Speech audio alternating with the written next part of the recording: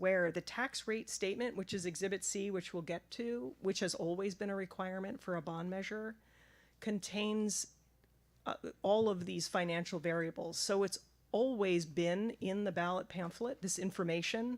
The issue is about now having to try to fit it into a 75-word summary, which has been challenging. So the information and our best estimates for how long that tax would be in effect are in a lengthier document that that we can meet the number of word requirements shorthanded, but have it still be accurate. And that's why I don't think, so when we have the opportunity to just explain what our assumptions are when we give these numbers, I think that makes everybody feel better that we've actually had a chance to explain what we mean and whether, how accurate these are or how they might change or what the assumptions are that are underneath them. Anything else? So Exhibit B is what I would call full ballot text. All of this is going to be printed in the ballot pamphlet. So that's, the paper ballot pamphlet that you probably get at home for the election. This is what I would probably call the full ballot proposition. And we have it divided into a variety of sections. Section 1 is key findings. It reflects a lot of those recitals that are in the resolution already. Section 2 being the accountability measures associated with the bond. If you recall, with a Prop 39 or 55% bond, there are requirements, certain accountability requirements for an annual financial audit, an annual performance audit, the formation of an independent citizens oversight committee, and some other kinds of reporting requirements. So those are laid out in the accountability feature section. And then section 3 is really what I would call the bond project list. Let's see. I am looking at the classroom science lab enhancement measure. Is that the one you all have, or you look at the other one? This is where they start to differ. I can go back to the other one.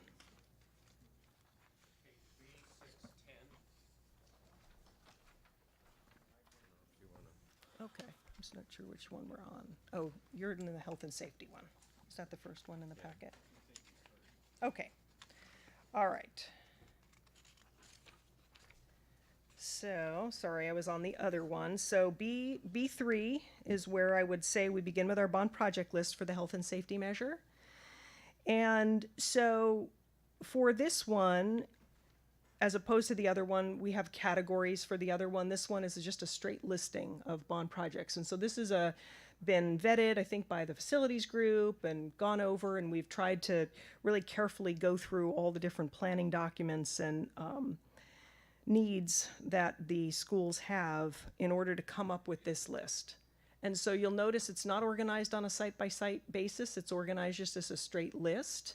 And following the list, you'll see that we have stated and listed all of the different sites where these projects may be completed. So I think this is a fairly standard way of approaching a bond project list. I think it helps give the district some flexibility over time. Things always change. There's always unforeseen circumstances or conditions that we only discover, once we get into some of the projects. And so this project list, I think, gives the district a lot of flexibility in the way that it's laid out.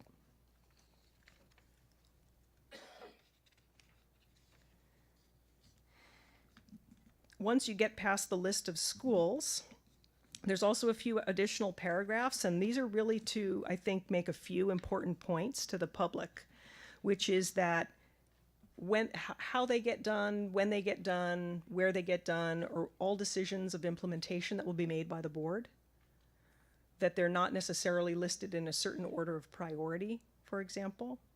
And it also makes it clear that although people think of the bricks and mortar of a project or the stuff, that goes into the doing of a project, that there are also other built-in costs of doing construction projects. There could be environmental review, there could be master planning, there will be consultant costs, there could be any number of sort of related costs that are normal project kinds of costs, but might not, unless you saw them laid out, you might just think of those costs as being just paying the contractor to do the work. And of course, it's more complicated than that. So we want to make that very clear as well. And then finally, we make it clear that this is proceeds from the sale of the bonds are not to be used for salaries costs or administrative operating expenses.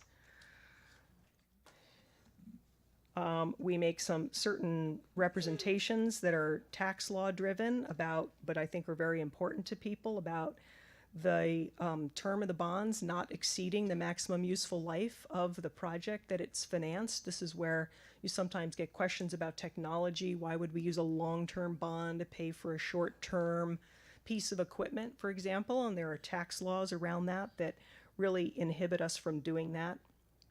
Although sometimes it can appear, I think it is the fear that that will be done, but in fact we can't do that. We have a bracketed provision which will remain in only based on that issue about the legal change, so it's bracketed for now, but that also helps fill out some of the information about these tax collections and the number of years that the tax would be in effect, etc.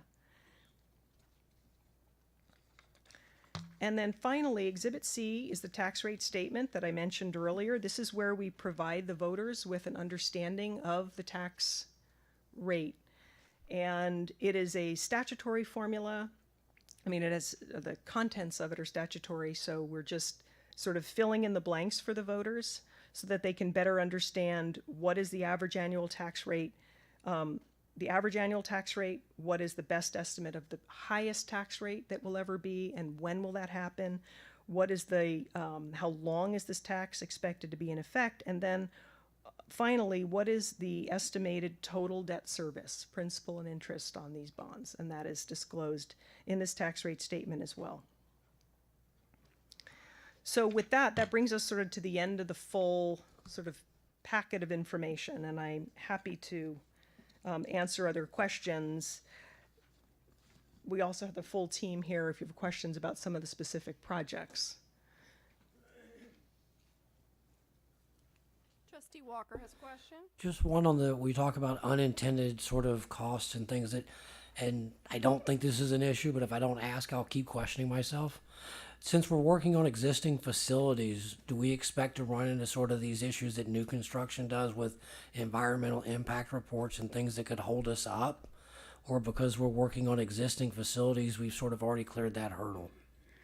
Oh, well, that would be something we'd have to look at project by project. I assume that there could be some projects that have already gone through environmental review and others that will still need that. There's often a whole sort of pre-planning, pre-design, environmental phase that comes along with, rolling out major construction projects of this sort. So without knowing this kind of the specific setup, I can't answer it specifically, but most projects that have the possibility of having an environmental impact have to be studied at some level environmentally, whether it's a brief environmental review or a more lengthy environmental review. Usually the facts and the circumstances will determine sort of what the intensity is of that environmental review, but it's pretty common to have to go through some sort of a process. Just thinking about the hurdles, because that can turn into a fairly large hurdle if it goes sideways, in the sense that does it lead to a CEQA thing and those sort of problems that you hear about in other bigger construction projects? And all of a sudden you end up with a hurdle in front of you, and that was just my sort of long-term concern. And I didn't think there would necessarily be an answer. Right. It's bouncing around in my noggin. Yes, and those are major considerations for when you start actually, doing some of these projects that you'll be taking a look at. Most simple projects have certain exemptions that apply, and then if you're building something from the ground up, expect to do something much more significant. Any other questions? I had a question just, I guess, about the logistics of it. So the $74,000 bond is for, it's 70, not million. Yeah, I wish. that'd be pretty easy. Okay, but the 74 million is about the health and safety. So we're going to be dealing with the cafeterias. We're going to be dealing with roofs and the structural issues of our campuses, locks and doors and those issues. Then we move over to the science lab, and this is our elementary school campuses, and so then we're looking there at some security, That's also on that list. And then, but also some of the technology and those kind of things as well. Infrastructure technology, audiovisual technology, flat screen monitors, and hardware, and that's the $57 million bond. Okay, you would address the issue of the useful life, that the bond couldn't be longer than the useful life. So these things are much harder. You know, the useful life is 3 years or so. So what? How do we address that? So there are a few different ways to address it, and Kathy's here too to maybe help out with that question, because there are a couple different ways you can structure bonds so that you can do them so you have a little series that's a very short term that is sized to the amount that you need for the shorter life equipment.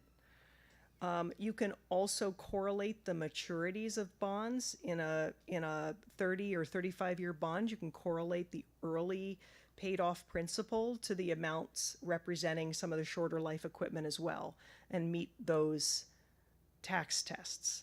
So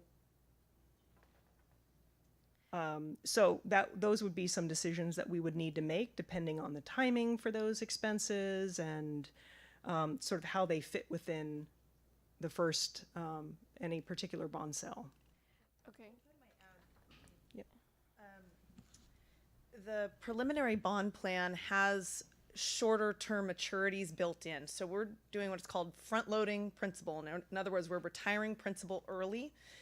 For the first 2 series of bonds, we're actually planning to retire about 20% of the principal within the first 4 years, which would essentially mean projects that have a 5-year useful life would be funded to the extent that that's 20% of the bonds. If we need to squeeze a little bit more, we would adjust the bond plan accordingly. But we're very aware of some of these shorter useful life projects, especially in the world of technology, but we also want to be very aware of the tax rate limitations. When we actually go to issue the bonds, that's a part of the conversation that we'll have with you, and we'll demonstrate the anticipated project expenditures, because we'll have more of an idea of what those will actually be when we go to issue the bonds. And we'll actually demonstrate for you how the repayment of the bonds will correlate with the useful life of the projects. I think just for my own purposes, when we started talking about the bond, I didn't include that in my thinking on it, any of the computer hardware stuff. I just didn't. And so when I looked through this and saw that, I went, okay. So that wasn't something, I see us having such massive facility needs, and I don't think about those issues as we went 1-to-1 without going out to a bond in our high school district. And that was, a big task, but I'm not sure. I'm a little, that gives me pause. So that part of it, it's on page B3A. That part of it's concerning to me. Trustee Walker. No, not Walker. Trustee Brown. Sorry. I'm looking right at it. So an unrelated question. On to page B4. Letter B, second bullet, there's several arrows of,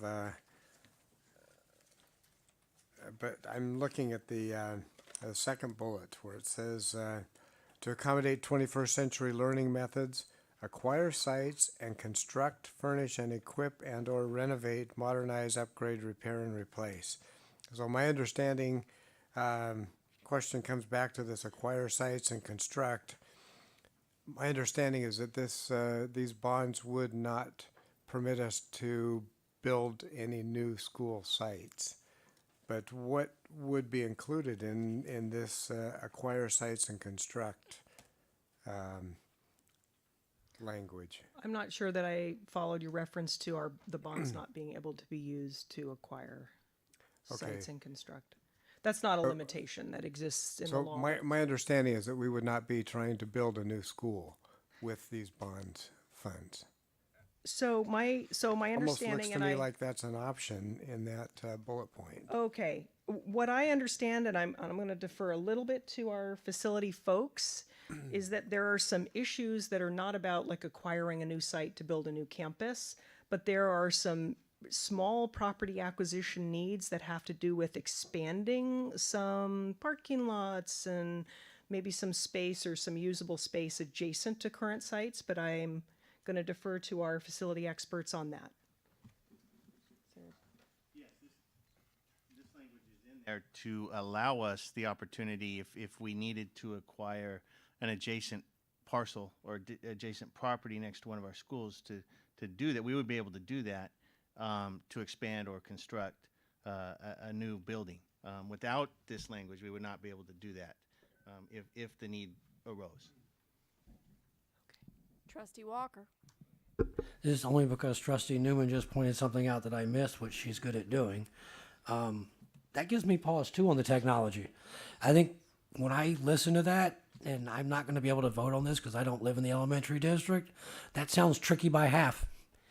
It just really does. It sounds like, okay, we really don't want to do that, but if we pay for it up front and pay the bonds off quickly, then we can cover buying stuff that's going to go out of date very quickly.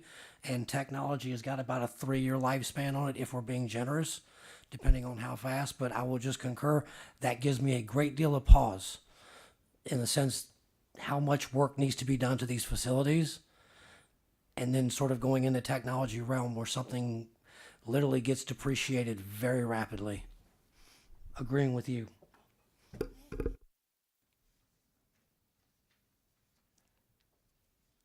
Any other comments or questions for council? Right, thank you. All right, you're welcome. And this is a non-action item. We're just reviewing at this point.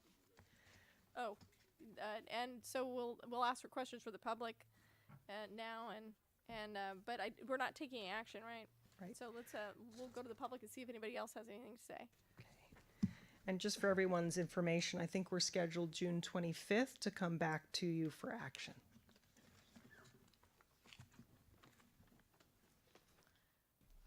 So is there anyone in the public that would like to comment on this bond proposals?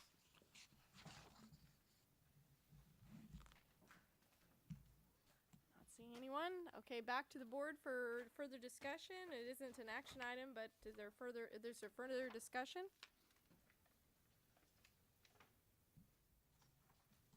What does everybody think about the issue of having technology in it? Part A of, I think John and I have weighed in, but is there anyone else willing to weigh in on that? Because we do need to probably give some direction to staff on this.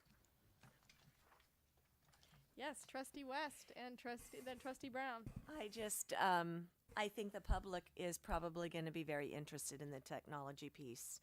It might not be very practical from our understanding, but I think parents looking at what's going to benefit students, I think the public may be interested in the technology very much. All right. Trustee Brown. I don't see these technology pieces listed in our billion-dollar book as the needs for facilities which we were looking at for the bond. So I'm in agreement with Trustee Walker and Board President Newman.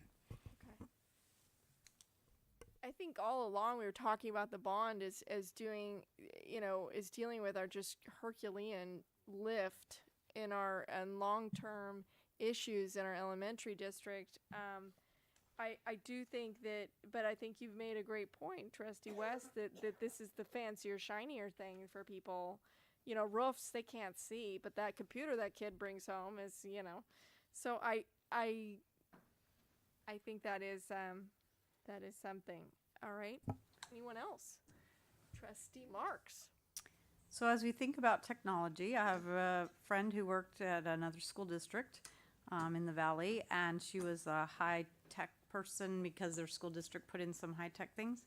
In her science lab, they were able to use thermometers that connected to a single unit, and they were able to put graphs up on a board when they were measuring different temperatures. And So when I think of technology, and if I was a student in that classroom or had known about it, that maybe our district might be able to do that, I would think this was a good idea for our district. So I don't think of it just as computers, even though it's listed on here as flat screen monitors, but I think of it as, because it's listed as projects to enable schools to meet current academic standards and provide access to modern instructional technology, which is what I believe they will read first. So I look at it as more than or different items, and I don't want to limit it. If we eliminated this item for some reason, I would be concerned that we would limit what our possibilities might be after it passes. So that's my opinion about this. Though I'm still for all of the facilities, because I know the need is extremely great there. Yeah, I think the fact that it's A and then the rest is B, that's a little troubling too, because A means better. But Trustee Brown. Just a question for our consultants.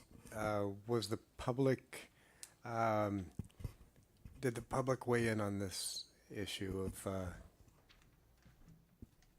technology? Yes, sir. Indeed, they did. You'll remember from the polling that we conducted, we listed some descriptions of different potential uses for the bonds, and it was things as simple as repairing leaky roofs and fire and emergency and security systems. But the third highest priority, as expressed by your voters, was equipping classrooms with learning technology to prepare students for 21st century jobs.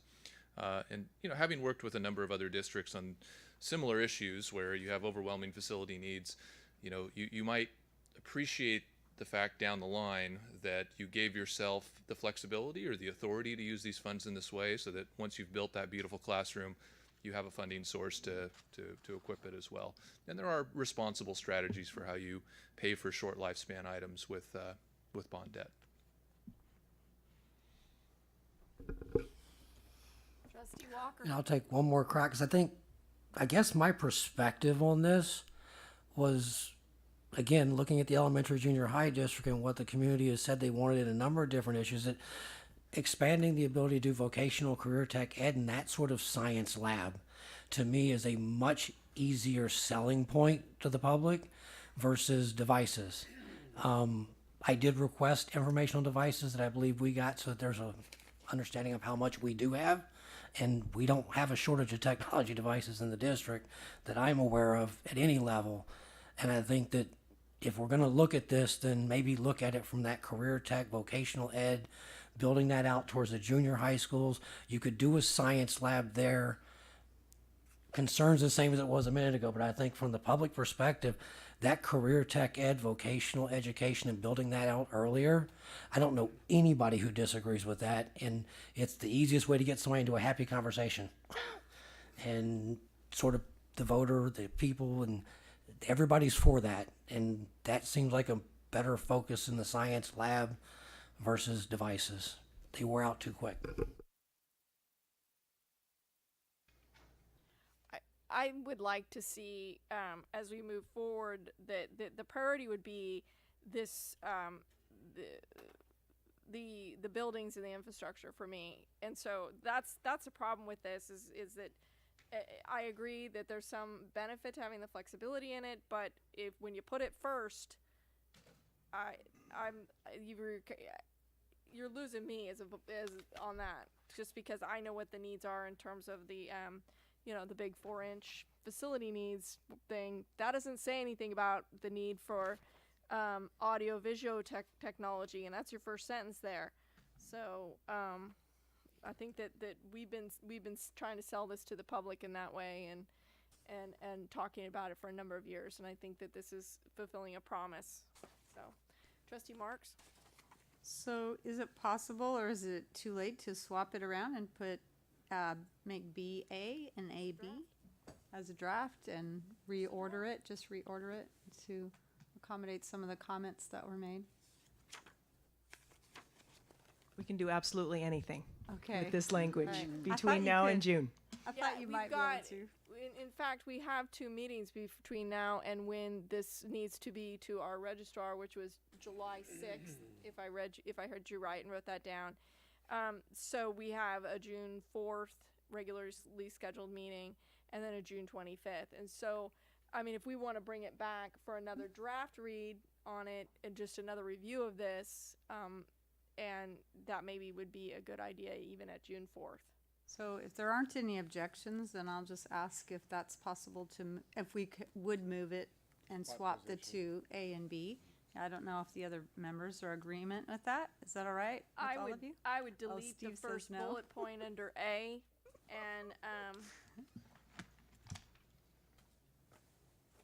and I'd delete the third bullet point, and then the site infrastructure may be structural. And then these are all structural, these other bullet points on the next under A. So right now, I'm just asking to swap these two, but I'm not for deleting them yet. I would swap, and I would talk about deleting potentially. All right, so maybe at the next meeting we could talk about That's deleting, fine, but I maybe think on we have a another draft. majority. I think we have a majority that agrees to swap the two, so, is it, can we do a thumbs up for swapping the two? We're just reviewing it. Okay, oh, I thought, okay, so I figured by, it would be changed for the next meeting, and then we'd be changing it from there. Okay, thank you. All right, so are there any more questions or comments from the board on that? We've already been to the public, so unless anybody wants to weigh in on this issue that just came up. Not seeing any takers. All right, that moves us on. There's no action on that item, so that moves us on to item B7, which is a public hearing and approval of resolution of number 17/18-21, increasing school facility fees for inflation in accordance with the determination of state allocation board at its January 24th, 2018 meeting. I'm going to close the regular meeting, and I'm going to open the public hearing. And as you stated, this is a public hearing, and then we'll be asking for a resolution on this, and Mr. Zerly will introduce the item. Thank you again. This is a annual procedural, or as the state allocation board increases the statutory amount that we're allowed to charge for developer fees, we will come to the board with the resolution to match that amount. Dwayne Wolterstorff, interim senior director, Business Services, is here to answer any questions that you have regarding our collection of developer fees for the elementary district and or the high school district, and how this may or may not interact with the current CFDs that we have in the high school district. I'll start. Let me just roll through this just a minute, and then we'll get to the questions. So, good evening to President Newman and the trustees and Interim Superintendent Ridquist and the cabinet. The first thing I need to do is point out a correction that we need to make on this. Is on the second page of the agenda item under recommendation.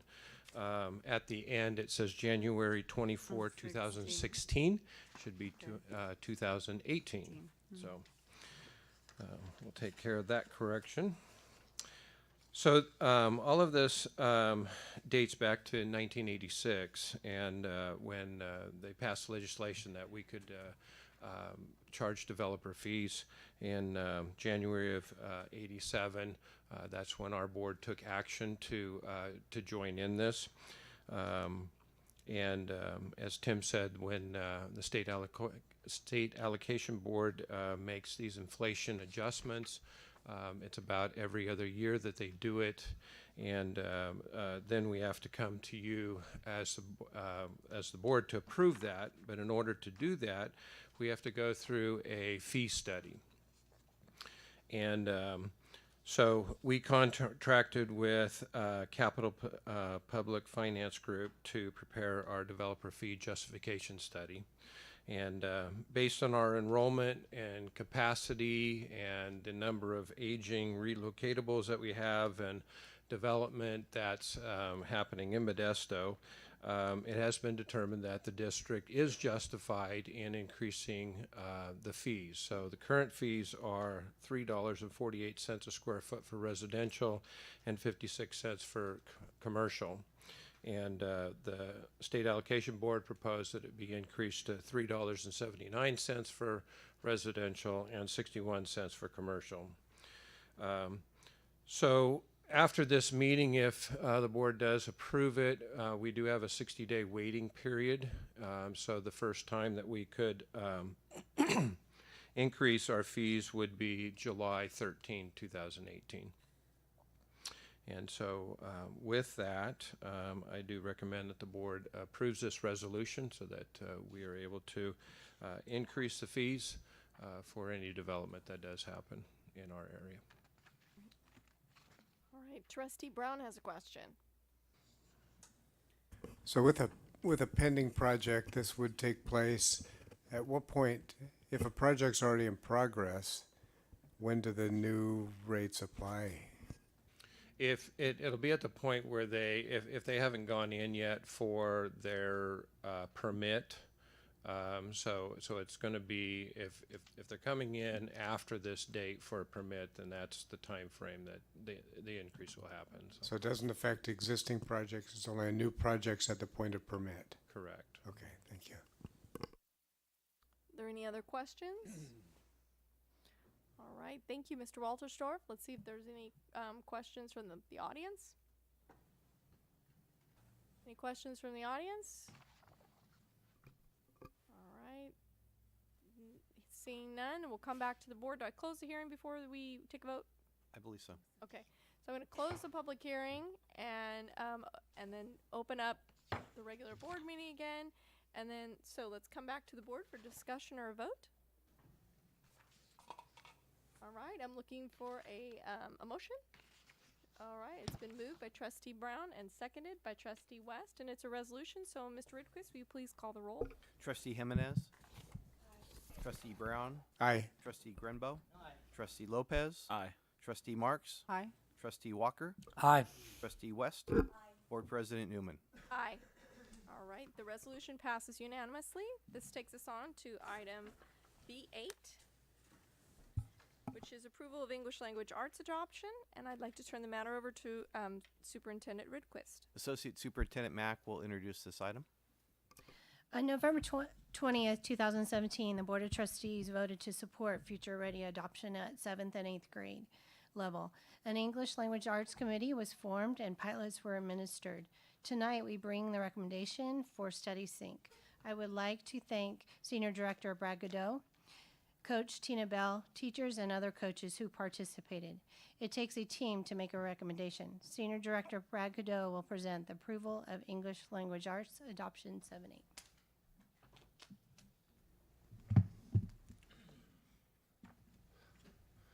Good evening, Board President Newman, trustees, Interim Superintendent Ridquist, and Cabinet. Tonight I'm presenting 3 different curricular recommendations to you for your review and approval. The first item is our junior high English language arts. In August 2010, the State Board of Education adopted new ELA standards for new standards for ELA. In July of 2014, the State Board of Education began the new ELA-ELD adoption cycle when they approved our current ELA-ELD framework. The last time Modesto City Schools received junior high ELA adopted curricular materials occurred in 2005-2006. Our district's first step in our adoption process was the formation of the Adoption Committee. The ELA 7-8 Adoption Committee consisted of 2 teachers from each junior high school, 1 special education teacher, our ELA coordinators and instructional coaches, as well as our bilingual language development specialists. At this time, I'd like to ask that those teachers and educators that participated on this committee and stayed for the duration to this board agenda item to please stand and be recognized for their contributions, participation, and professionalism in this process.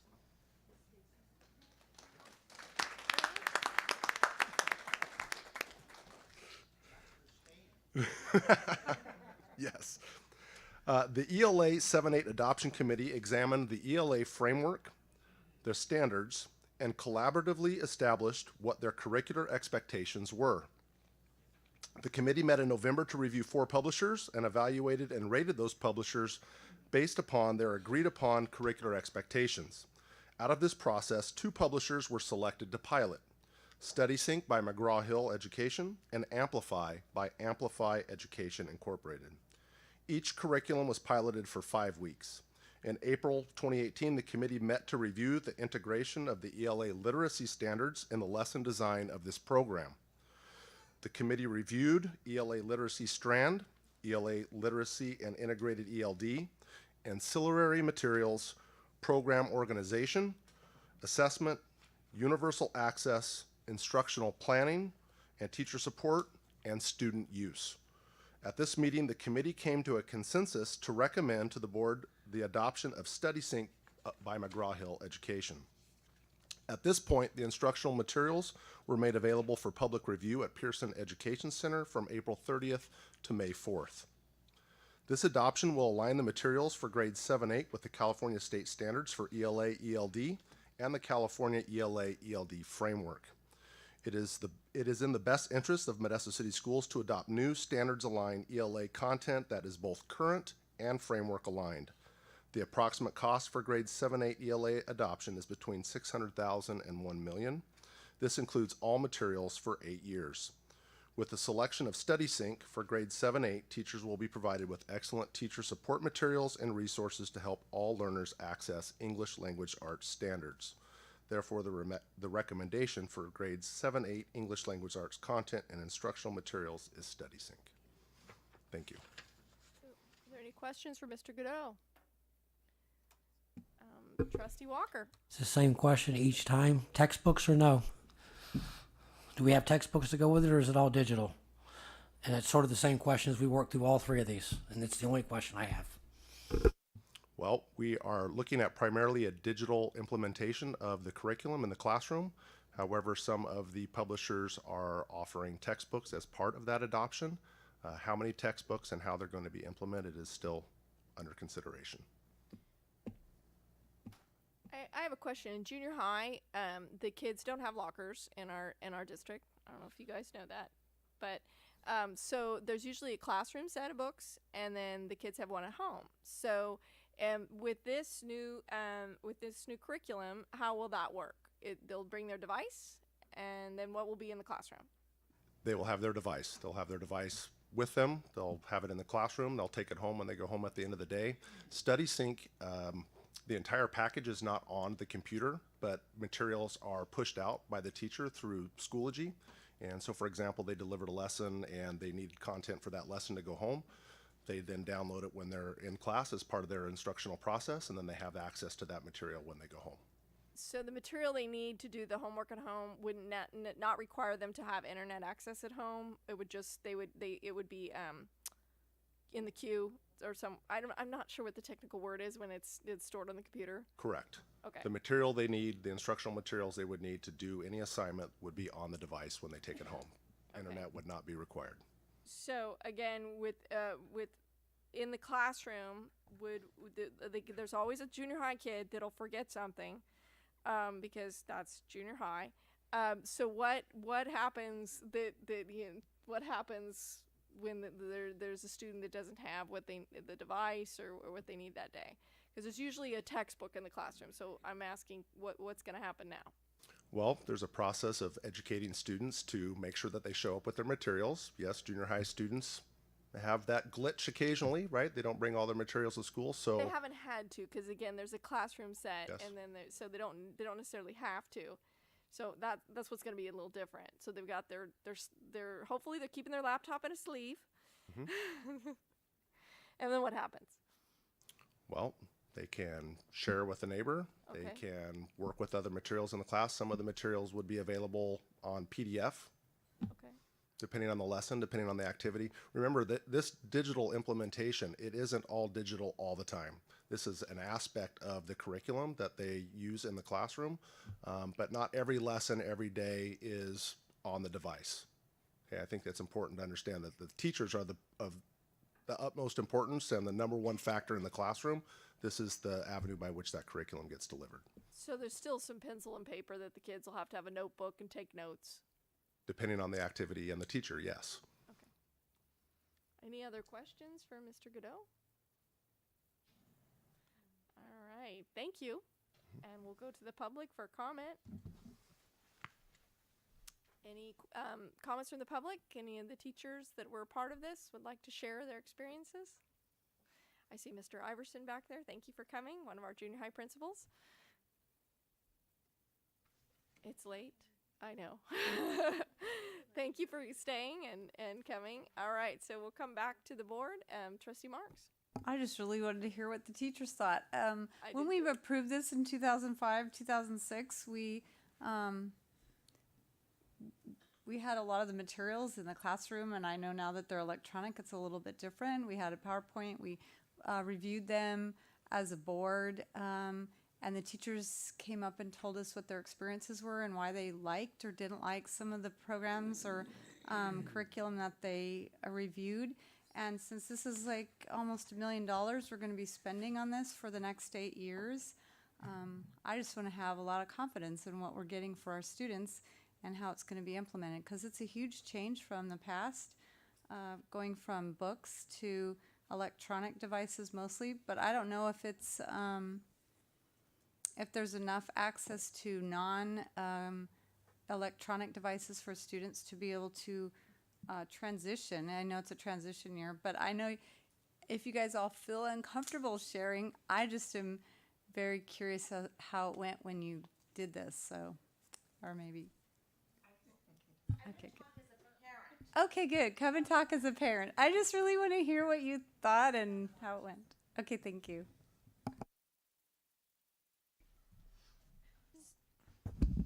Hi, my name is Lorena Souza. I'm coming before you as a parent of a freshman student where technology was completely new for him. And he is a very young freshman. I know there are times where this year he's really had to learn the responsibility of bringing devices to class. There have been times where he has forgotten his device, and it has been taken care of within the classroom, whether it be the teacher having the work there for them to do it. So I know it's something that is possible, and I know it's something that, being that this is completely new for him this year, I have seen him grow with technology, and I know it's something that he's going to need as he moves forward in his educational career, not only in high school, but through college and then in whatever profession he uses. So it has been positive for my son. Thank you for being brave to come up here and share. Hello, I'm Stacy Silva, 7th, 8th grade English teacher, participated in the pilot. It was my honors class. They loved it. I loved it. Study Sync, that's the one we're talking about. It was a hybrid for us. We did a little writing in paper. We did a lot of computer time, and it went really smoothly in my classroom.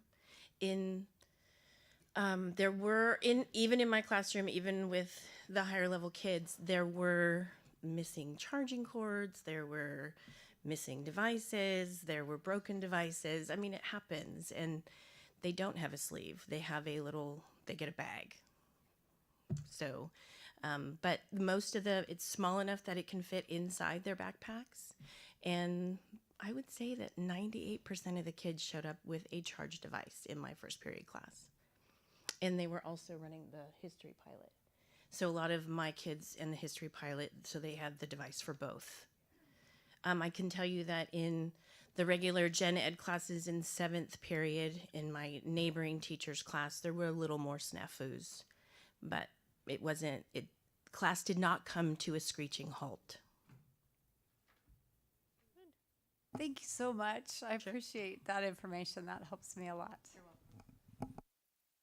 Trustee West. I just want to say I work in a middle school, and we use Study Sync in our language arts classes. The students and the teachers, for the most part, are really happy with Study Sync. The devices, sometimes it's a little bit of a different situation with 7th and 8th grade students. Each classroom usually has at least a couple of spare devices, and then our library also has devices, and so students can go to the library and check out a device if they've forgotten theirs or it's not charged up. All right. Anyone? All right. Trustee Walker. Homework is the same thing for all three again. What are we doing with parents who request a textbook? In the sense that I'm somebody who would like to return my 360 because they drive my children nuts. But I mean, that's easy enough for me. But what do we do if we actually have parents that request a textbook that don't want their kids on the computer all day? Not that that's going to happen. I'm just curious, what do we do in that case? As Mr. Godot shared, that the new Study Sync does offer a textbook. Our goal was to have teachers teach with their devices and get used to the devices in the classroom. But we will have some textbooks in the library for checkout. Anyone else? All right, then I'm looking, yes, Trustee Jimenez. One more, sorry. So this matter was actually brought upon the Inter-High Council, I want to say the March meeting, and Mr. Mike Rich presented on to the high school students and asked for our feedback. For most of the students, what was prevalent was that in the beginning it was different, but it wasn't so much as a difficulty, it was just the idea of remember to charge your laptop. But for the most part, students don't forget. Also, teachers are pretty good at punishing their students if they forget to charge their laptop, in the sense of lunch detention. Don't charge your laptop, or you don't bring your materials. It's just like not bringing a pencil and paper. I've been very fortunate to have teachers who still implement essential reading material, and we still write our essays, and we're still using pen and paper, which I am very, very grateful for. I haven't used Study Sync because in AP classes we just don't use them. But for the students at the Inter-High Council meeting that did use it, they said it was very engaging. And for that matter, that's why I'm in support of it. Thank you for that feedback. All right. Anyone else? All right. Well, I think anyone else in the public wishing to speak? I think we've closed that time. Then I'm looking for a motion or further discussion from the board. All right, so Trustee Lopez has made a motion, and it's been seconded by Trustee Jimenez. All those in favor, state aye. Aye. And opposed? No. All right, then the motion passes with 1 nay. Trustee Walker. All right, this takes us to item B. Are we good, or do we need a break? I need a coffee, but but does anybody need a break, or are we good? Okay. Okay, so I just don't want to kill anybody here, so we'll just keep going. So then we're on to item B10, approval of designated English language development adoption 9 through 12. And I'd again turn it over to... I'm sorry, it's B9. B9. Oh, I skipped one. Oh, the history. Oh, then we're on B9, approval of history, social science adoption, and I'll turn over to Superintendent Redquist. And I'll again turn it over to Associate Superintendent Mack, who will introduce this item. On November 20th, 2017, the Board of Trustees voted to support Future Ready 7th and 8th grade. Tonight, we bring the recommendation of impact. I would again like to thank Senior Director Brad Godot, Dr. Zambo, teachers, and other coaches who participated on the committee and or piloted the programs. Senior Director Brad Godot will present the approval for History, Social Science Adoption 7. Good evening again. The History Social Science content standards for California Public Schools kindergarten through grade 12 were adopted by the California State Board of Education in October of 1998. In July 2016, the State Board of Education adopted the History Social Science framework for California Public Schools kindergarten through grade 12. Last time junior high social science received adopted curricular materials occurred in 2006 and 7. The current adoption process began with the formation of the Social Science 7-8 Adoption Committee. The committee examined the new framework and then reviewed and selected curriculum materials to pilot. The Social Science 7-8 Adoption Committee consisted of 2 teachers from each junior high, 1 special education teacher, a bilingual language development specialist, and an MTA representative. At this time, I'd like to ask those teachers that already stood, that are still here, they were also involved in this process to varying extents. And again, thank them and Dr. Zambo for all of their hard work on this project. The History Social Science 7-8 Adoption Committee examined their specific content framework, standards, and worked collaborative standards for history social science. It is in the best interest of Modesto City Schools to adopt new standards-aligned history social science content that is both current and framework aligned. With the selection of impact for grade 7-8, teachers will be provided with excellent teacher support materials and resources to help all learners access history standards.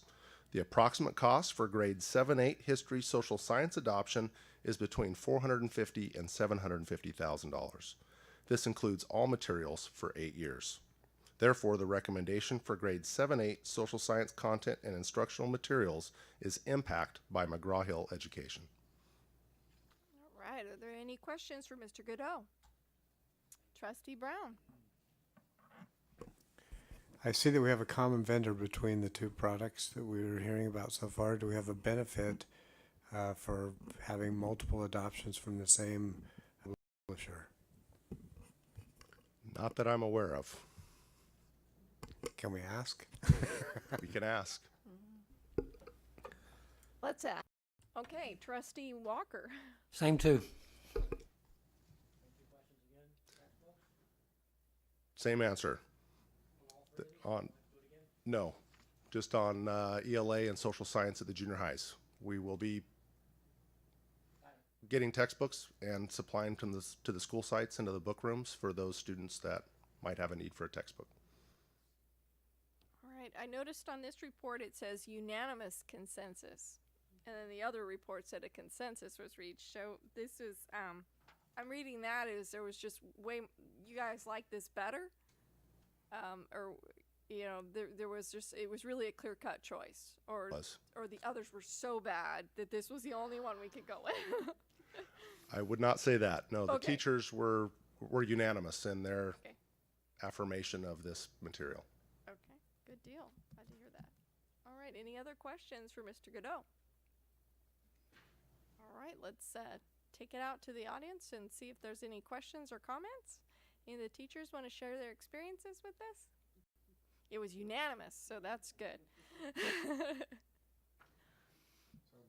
Yeah.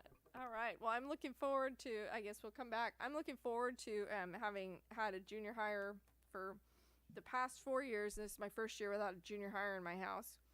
I'm looking forward to us addressing the academic content of our junior high instruction.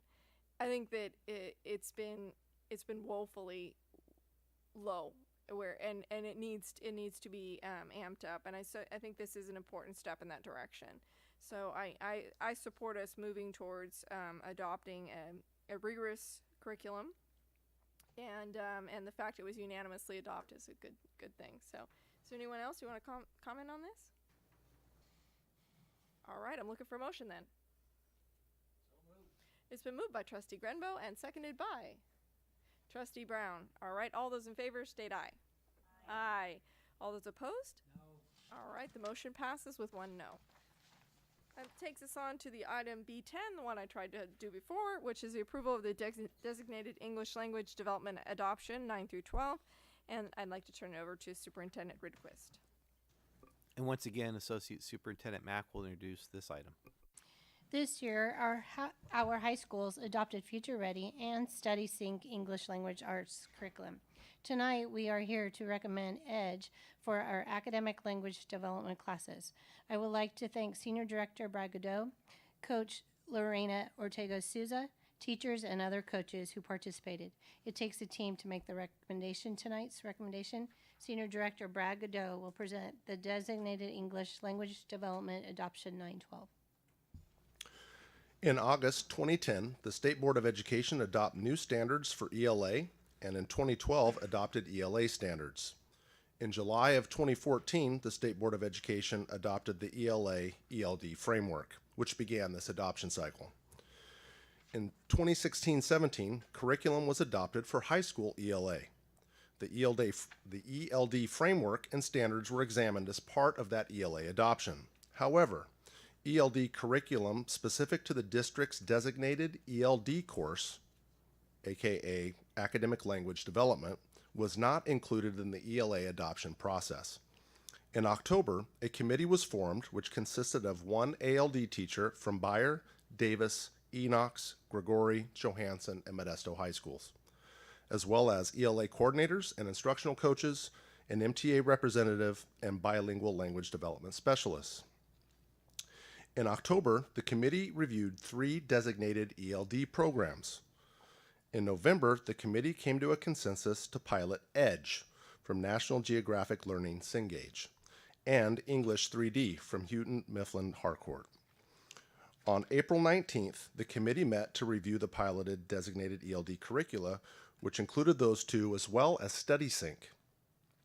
If you'll recall, StudySync was the high school adopted ELA from last year. At this meeting, the committee recommended adopting EDGE from National Geographic Learning Cengage. The instructional materials were made available for public review at Pearson Education Center from April 30th to May 4th. This adoption will align the materials for grades 9-12 with the California State Standards for ELA ELD and the California ELA ELD framework. It is the best interest of Modesto City Schools to adopt new standards-aligned designated ELD content that is both current and framework aligned. The approximate cost for grades 9-12 designated ELD adoption is between $300,000 and $500,000. This includes all materials for 8 years. I would like to point out that this curriculum does include consumable materials for students annually. Students will have workbooks and other materials that they will be using to engage with the writing components and different activities that we'll be doing in addition to the digital curriculum. It is recommended that the Board of Education approve the designated English language development adoption 9-12. Are there any questions for Mr. Godot? Trustee Brown. So I'm confused. We're using another English language program now that was adopted last year. So last year at 9-12, ELA curriculum was adopted, Okay. which was StudySync. Within StudySync, they have an ELD component as well that was included with the purchase. However, the ALD teachers that were involved in that process were not satisfied with that ELD material at the time. So they were provided with the opportunity to work with that material at the beginning of this year for several weeks. They came back together and decided that they wanted to evaluate other curriculum. So at which point we formed the adoption committee to go through the process of formally evaluating additional curriculum. So this is ELD. What is the difference between ELA and ELD? So designated ELD is English language development for our English learners. So it is in addition to the ELA that they're getting, but this is specific curriculum for our English learners. Any other questions from the board?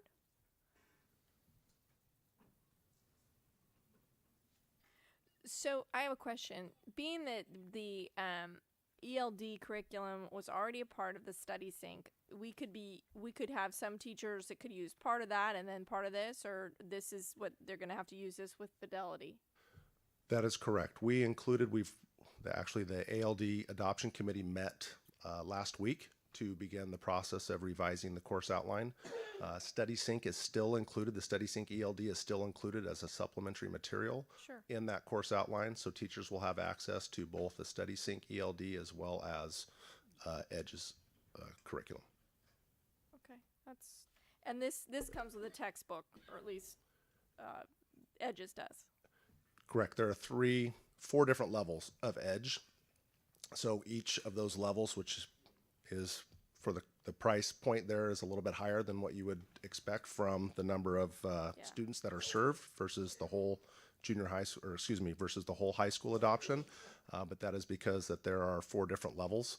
And so each one of those levels has a specific set of consumables and texts, as well as digital. All right, Trustee Walker And has a question for you. And since we're up at high school, the 9 through 12 StudySync that is high school using, that also comes with textbooks too as well, correct? Because that's a hybrid program that they're using at the high school, correct? I am not sure if StudySync 912 has a textbook. No. That's a new item with the junior high ELA. But this is for high school though, correct? Correct. But this is for ELD? Correct. I was just saying that you were mentioning that they were using both pieces. I think Trustee Newman's question was, would they be able to sort of leverage to both sides? No, he had said that part of the StudySync was an ELD component, and so Correct. we're going to keep using part of that because we already paid for it. It was part of the original purchase. Correct. Yes, the ELD with StudySync was included in the ELA purchase, but that was strictly digital. But this part is Edge, some textbook. correct. Edge is digital and consumables, paper materials. Any other questions for Mr. Godot? Thank you. All right. Are there any comments or questions from the audience? Any teachers want to share your experience? Sounds like this was an interesting process. All right. Let's come back to the board for a vote. Oh, yes. Just my comment is that I appreciate that we allowed for, to review it again and allowed for a new adoption of another curriculum if the other one wasn't quite meeting the needs of our students, and the teachers felt that that was important. So I appreciate that we were able to do that process again, and I thank them for doing it twice, because that's a lot of work to go through all of that and then determine that it wasn't quite all that we needed. So it's disappointing that we spent all that money on it, but as long as it's going to work for some students, and then this will help even supplement it even further. So thank you for taking the extra step to do that for our students and our teachers.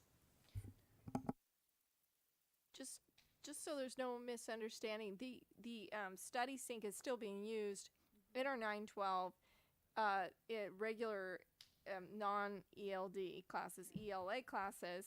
It just had a component of ELD in it that we had purchased as it was a bundled item, right? We couldn't have separated it out.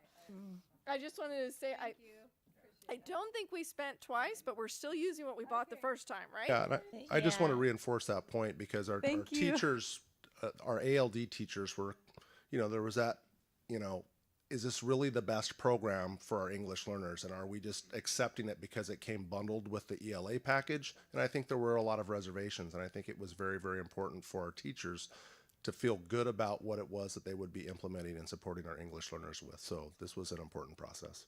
Thank you. Thank you for, And when you guys adopted last year, you really only adopted for ELA. It was decided prior to that to pull the ALD back. Trustee Brown? So I appreciate that extra explanation, because it felt to me like this was an unnecessary expense since we already had a curriculum. But I especially appreciate that we're addressing the needs of a unique population that needs better materials.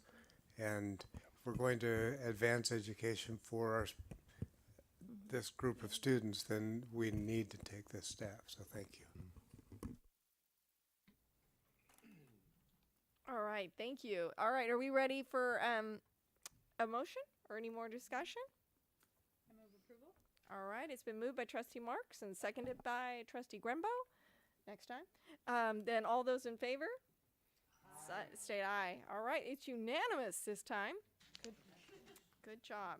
All right, so this takes us on to item B11, which is the approval of first reading of proposed board policy 5020 and review of proposed administrative regulation 5020, parental rights and responsibilities.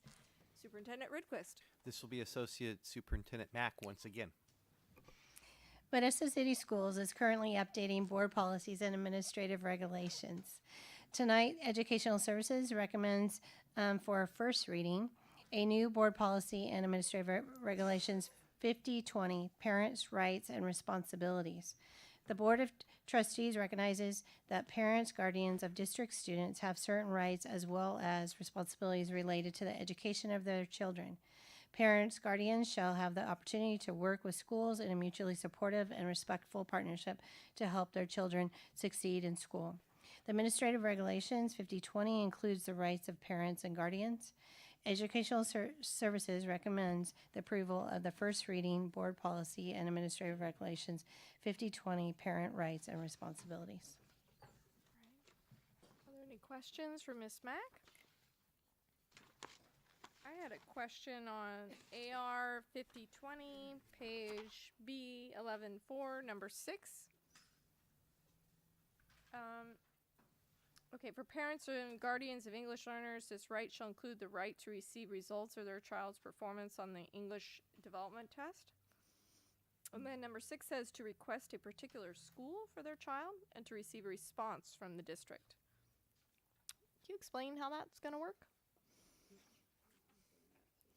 You know, I don't think Director McCleary is here, but we have a process in place as of now where they do receive their CELT results, and then in the future will be LPAC results. And there is also a waiver information that goes out in case there has to be 20 students or more to request that waiver. And I don't have the details with me tonight. Ms. McCleary has that. So there is in there where they can request. Ms. Newton, do you have the details to that?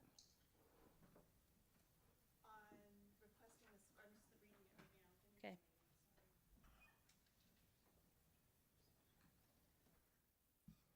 So this is only a right of an English learner. If there's Right. enough of them that request a waiver, then they can get to go to another school. There is a waiver piece of it, but we've never had enough people request it. But this doesn't say that like a certain number of parents or kids have to request it. It just says that they could request it and they should receive a response. So the response would be if only 3 of them requested, well, there's not enough of you. We send out letters every year for the piece.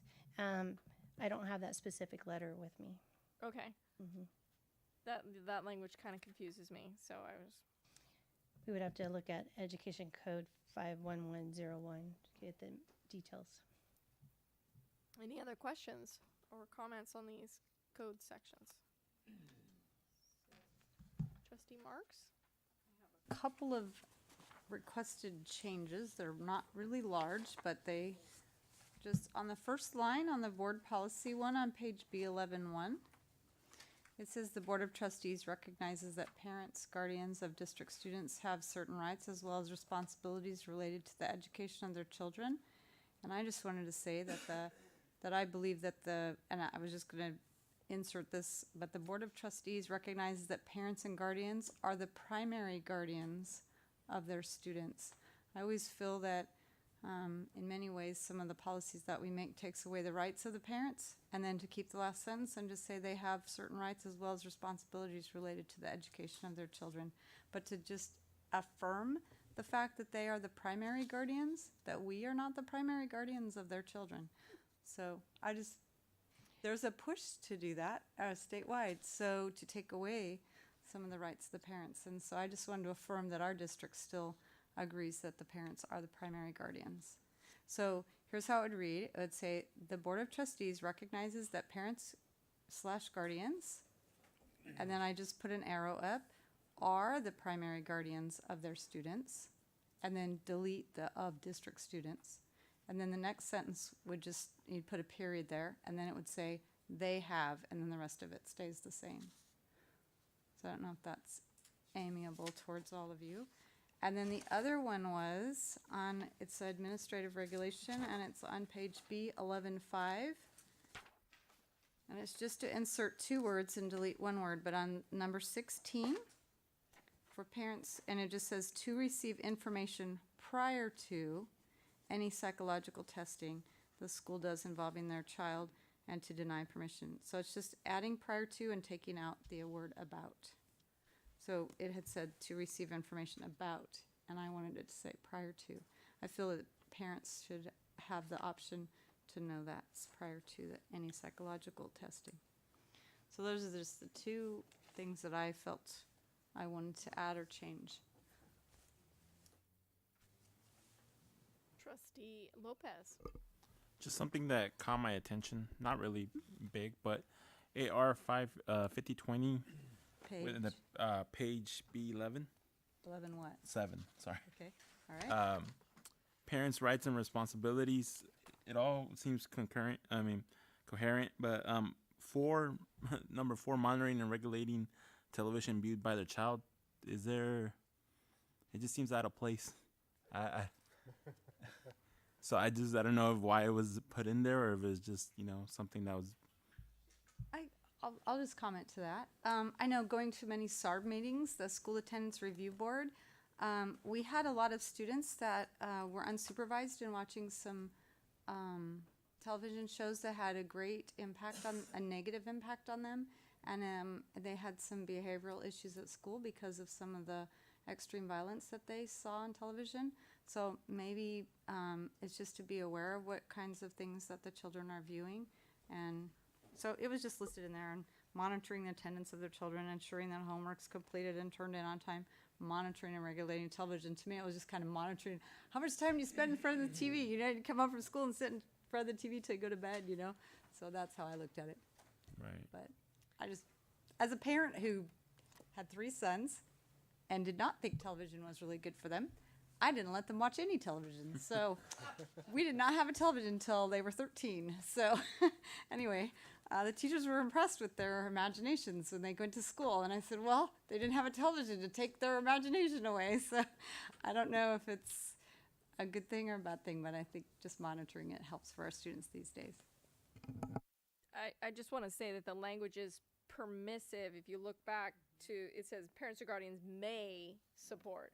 So I see your point, but the language is not, you know, it's not dictating, it's permissive. So I don't know. Trustee Brown. Yeah. Whoops. Whoa, what did I do? Okay. It's I all guess my voice needs to be filtered.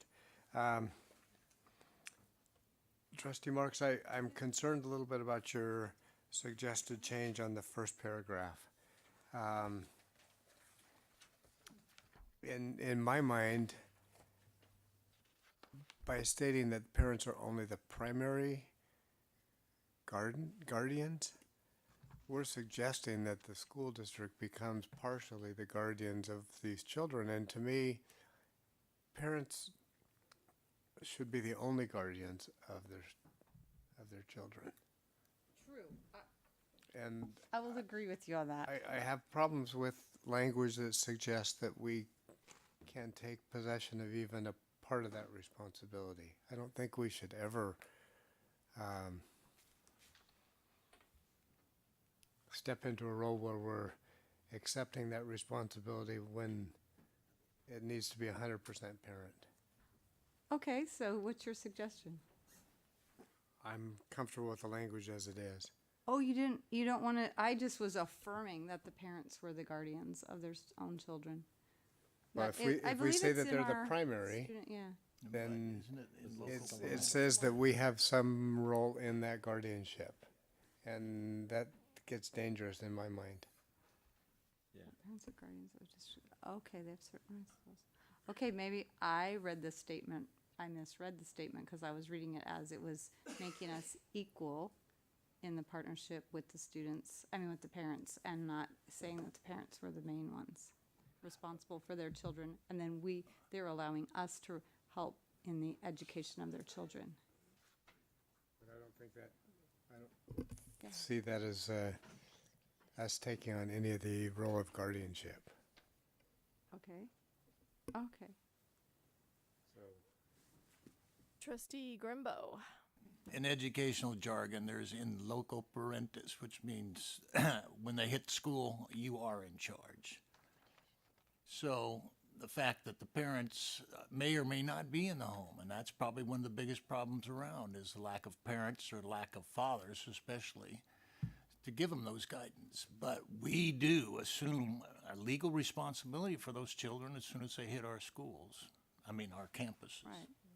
But the parents are still ultimately responsible for them. What happens if they don't have parents or Even- parents?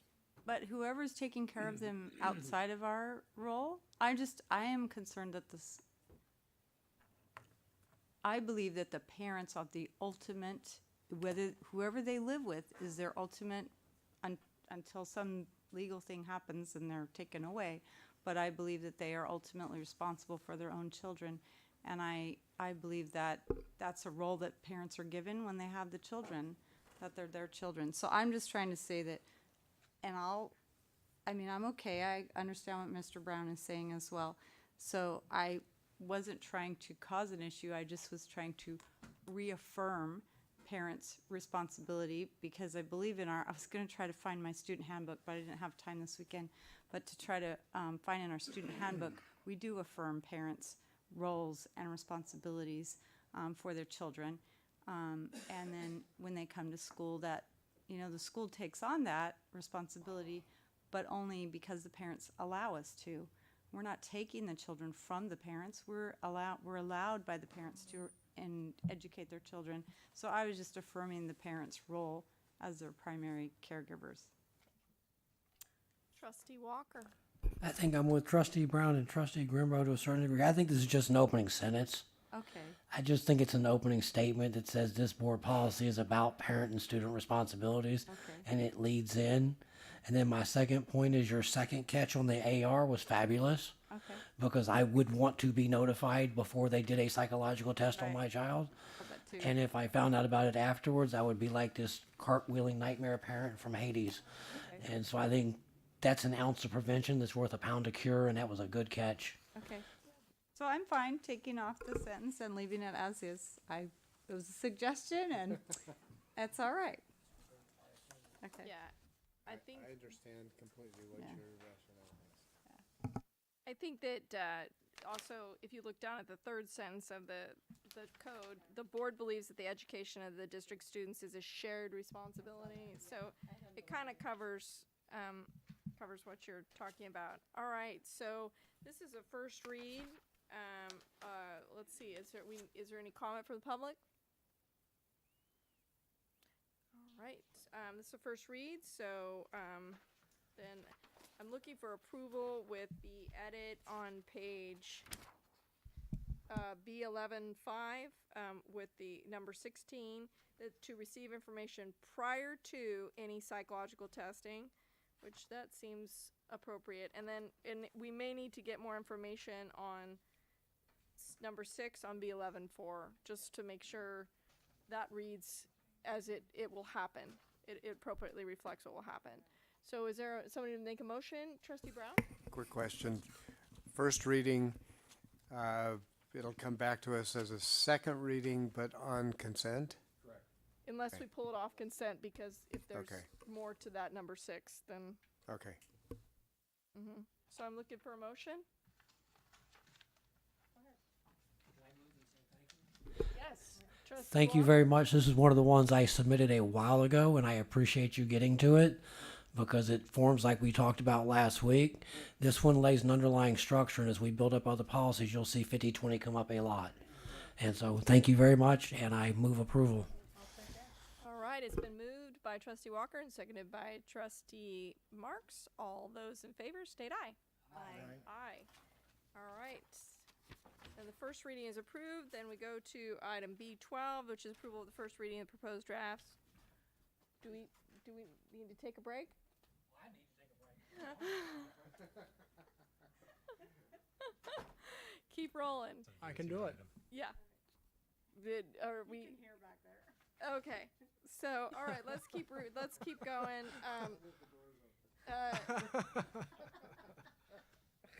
Oh dear. Okay, so let's B12, the approval of the first reading of the proposed draft of the board policy. Superintendent Ridquist.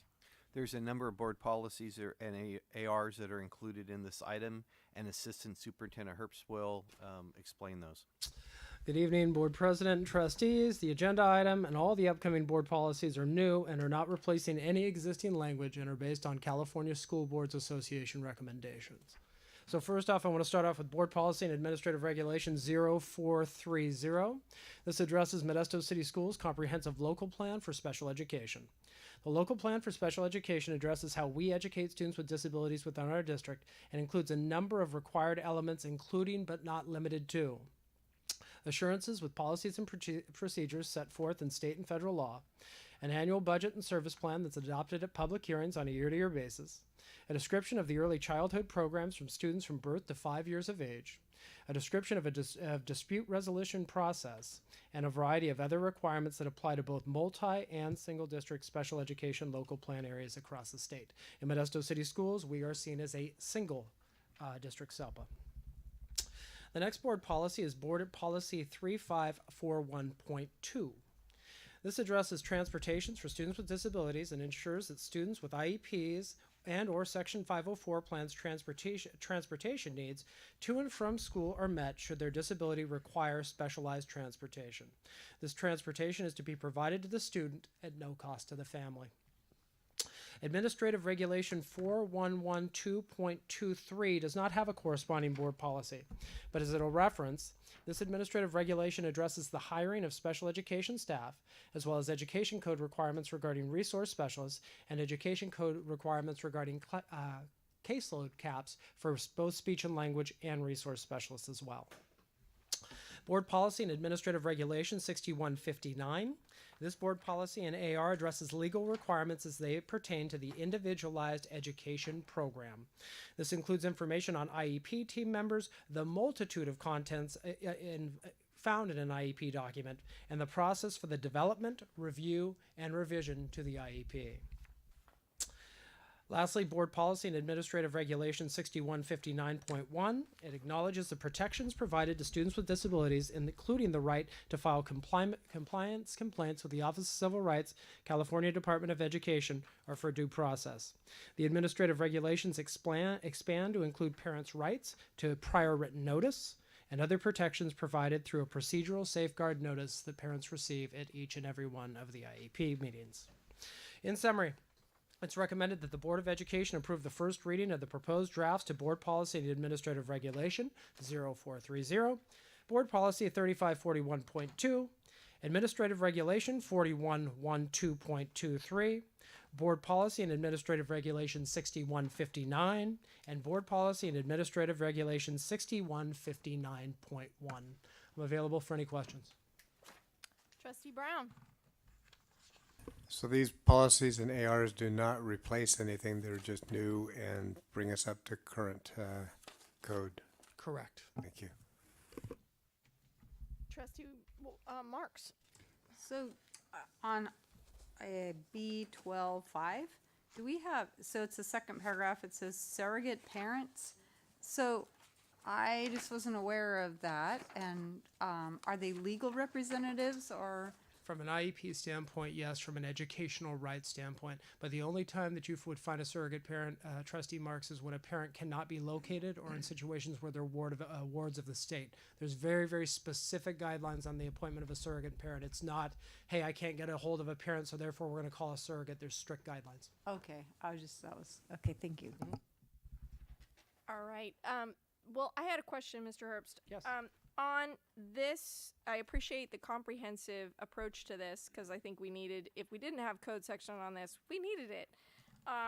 Especially the IEP. I read through that and I felt like I understood what those are a little better now. And so like just exactly what is required in them.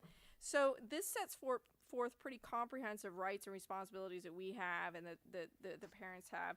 How are we doing in terms of our staff? Do they already do all this?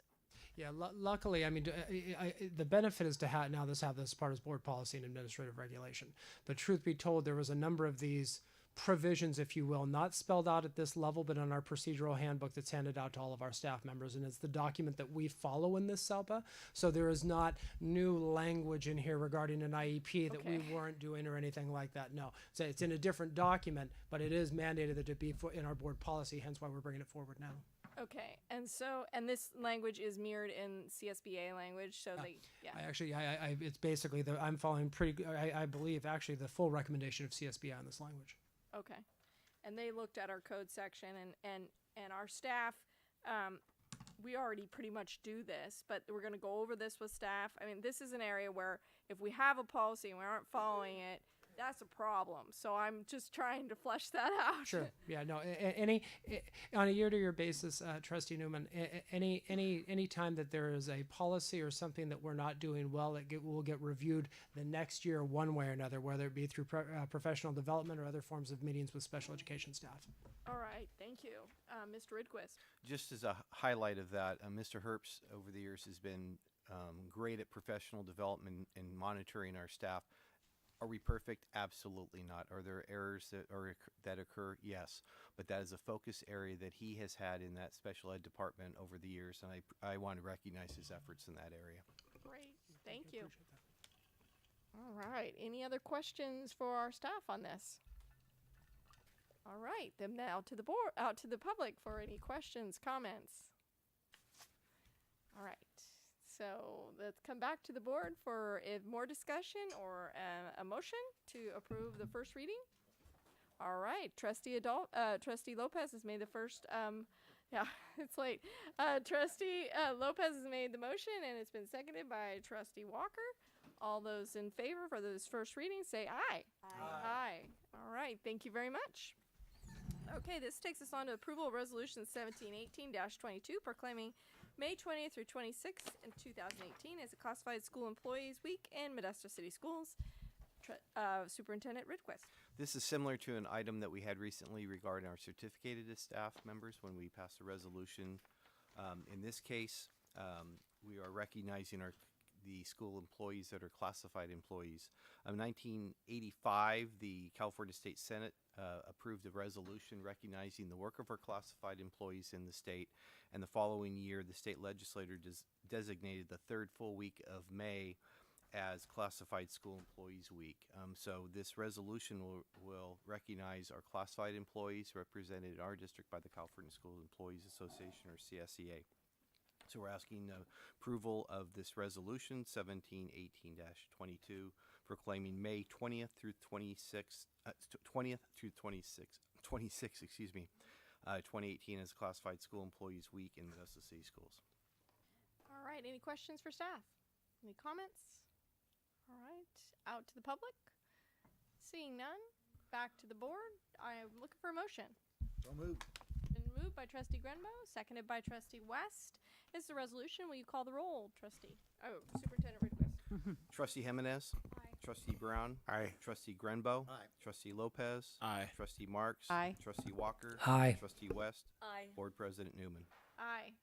Then the resolution passes unanimously. Trustee Brown. Just a silly question. Why is it that we have the day of the teacher but a week for classified? Yes. I do believe that the certificated part is maybe a week also, but when it really comes down to the specific day, that Wednesday is recognized. So I do believe certificated may have a week recognition also, but there is one specific day that's identified as the day of the teacher. All right. This takes us on to item B14, which is approval of declaration of need for fully qualified educators for the 2018-2019 school year. Superintendent Ridquist. And Mr. Henderson will present this item. All right, good evening. This is submitted as a request for approval of the declaration of need for fully qualified educators for next year, 18-19. This complies with a commission requirement to bring this forward as in the discussion section of the board meeting, as long as there is a need, and I can affirm there still is a need for fully qualified educators. We have to bring this declaration forward. We do have a need to hire to fill all of our vacant positions, folks who I would add do not have credentials, but I would say not yet. They're in the process of completing programs, and we hire them in an intern capacity, and so this declaration of need forwarded to the commission indicates that we still are in the position of having, due to the shortage, employing people who aren't quite finished yet, and we're dipping a little bit earlier into those intern level instructors. But we do have a requirement anytime we fly positions or go to job fairs and so forth. We're always first, and we tell candidates this: we have to consider fully credentialed applicants first before we can consider anybody who's still in program or working toward that. So we have stuck with that fairly strongly, and we'll still have a need, so we have to bring this declaration forward.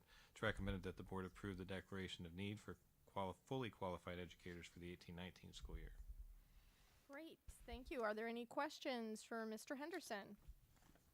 Any comments from the board? All right, out to the public for comment. This is back to the board for a motion. This is usually what we do every time, each year at this time. So, Trustee Marks moves approval. Is there a second? Second by Trustee Walker. All those in favor? Aye. The motion passes unanimously. All right, then that takes us to the approval of services agreement with Mindset Science Solutions, LLC, and that's B15. And I'd like to turn it over to Superintendent Ridquist. Legal counsel Roman Munoz will be doing the presentation. Good evening, board members, Interim Superintendent Ridquist, and Superintendent's Cabinet. My name is Roman Munoz. I'm General Counsel to the school board.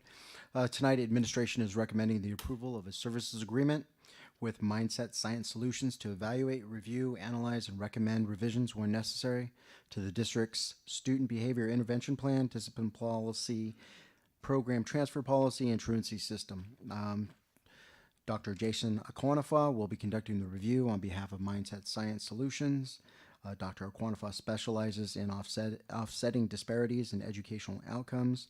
And as I mentioned, he'll be performing a comprehensive review. This services agreement is for a cost not to exceed $300,000 during the term of the agreement, which is from May 15th through June 30th, 2021. So essentially a 3-year agreement. All right, are there any questions for Mr. Munoz? Any comments? All right, seeing none, then we'll go out to the public. Are there any questions or comments? All right, seeing none, we'll come back to the board for a motion or discussion. So moved. It's been moved by Trustee Grembo and seconded by Trustee Lopez. All those in favor? State aye. All right, then the motion passes unanimously. Thank you, Mr. Munoz, for hanging out all evening with us. Drive carefully. All right, and that takes us to the last, report of meetings attended by Board of Education members. I'm looking for lights. Trustee Walker. Quickly, I did 2 meetings at the recommendation of President Newman with Mr. Ridquist on mathematics. I also met with Ms. Mack and Mr. Cadeau on history. We gave out Eddie Awards, which was fantastically fun and lots of really good stories. And the 3 of us, EL reclassification test with Dr. West. And then as we talked about the talent show, which was just fun stuff. All right, then Trustee Brown. I think the 420 event was within this time frame, was it not? Yes. So I just want to mention that I appreciate being able to go with Ms. Hinkle to Enoch's, and it was great to be able to hear the students' voices on their concerns. And one thing that I noted was that the students were pretty well clear that they wanted to feel like they were more informed in a crisis situation, and that they wanted to, we've got near adults in many cases, and they feel like they need to be a part of the information flow rather than have it always go around them where they don't know what was going on when there was a crisis on the campus. All right, thank you. Trustee Marks. I also did that, and I went to Bayer, and there was a student in there whose parent is a teacher at Bayer. There was a concern about safety at Bayer for the teachers that are in the area that is surrounded, has no windows, and really only one door exit for many classrooms. She was very emotional when she spoke because she was concerned that if there was someone that came on campus, it would be very difficult for the teachers in that area to get out of the classroom safely. So I don't know if we had any plans for that, to change that in the future. I was thinking at the time that the bond might be able to address safety at the high school and ensure that every teacher had an exit, rather than a whole lot of teachers having the same exit. So I know when we built that school many years ago in the 70s or 80s, whenever it was really kind of the new thing to build it in that honeycomb kind of shape. But I know now it's not necessarily the best form. So I don't know if there's a way that we can address that. I don't know how the teachers felt. She sounded like they might have not appreciated the fact that it would be difficult to get out of the school. So I don't know. I didn't talk to any teachers about it, but that was something that was addressed. The students were very articulate in how they shared at the event that day, and I was grateful that they came and expressed their concerns about what was going on, and it just had an opportunity. I think we need to have more of those opportunities for students to express their opinions I think it was helpful. I believe more students would have come, except that it was a special day. It was Renaissance, I think, that day. And so they were all gone, or a lot of them were outside. So I think more would have attended. And they were wishing that as well, the 5 or 6 that came. So, but it was good. I thought it was very helpful. I was glad I could attend. All right. Well, I want to thank my colleagues here who did that. That was my idea. I thought maybe that might work for us to go out, board members out on the campuses. So I took along Brad Godot, who was just a tremendous good sport, because I introduced him to all the kids as Dumbledore. And so, he was awesome about that, and they got him laughing, and so we went around, and actually we didn't have a place where they were coming to us. We went to them, and so I was like, hey, what's going on, and so the kids would just talk to me and talk to us, and Brad asked a great question, which is, do you have someone on campus that you feel like you could talk to if you needed to talk to someone? And I was pleased to hear the students say, yeah, I could talk to Coach so-and-so, or I could talk to so-and-so. And this was at Modesto High, and I just think that I probably talked to at least over 100 kids, just talking up to them and walking up. And so it was great to just get out, and instead of just standing there or being in a room waiting for them to come, because I know they won't come to us. So, am I right? Yeah. But when they were like, well, who are you? What does it mean that you're a board member? And I'm like, well, okay, you see your principal over there? Then I'm one of the 7 bosses of his boss. And so, and they like that idea. So just kind of explaining how things worked. I was also at the student representative. I got to hear the interviews, and we have some talented students in our district. That was a difficult decision for the students to make. So I am excited to have Ms. Benz that's going to join us, and Lila did a great job.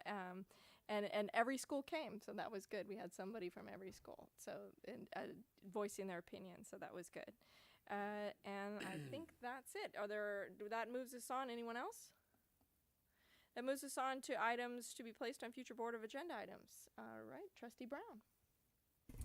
I'm not sure it needs to go on a future agenda, but I just want to make sure that we're on track for deadlines related to this 5-year adjustment so that we're on even year elections. Is that on everybody's target, and can we get some kind of response on where we are on that?